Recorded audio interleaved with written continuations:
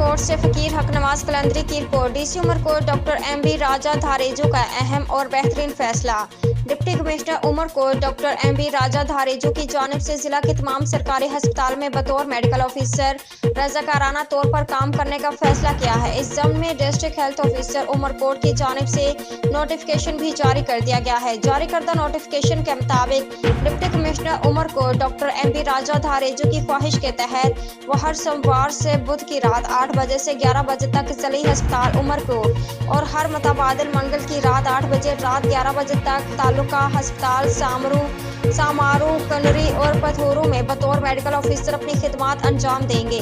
Deputy commissioner Umerkot doctor MB Raja Dharejo के इस फैसले से उमरकोट के अवाम में खुशी की लहर दौड़ गई है। डिप्टी कमिश्नर के इस फैसले को अवामी खिदमत का आला मिसाल करार दिया है।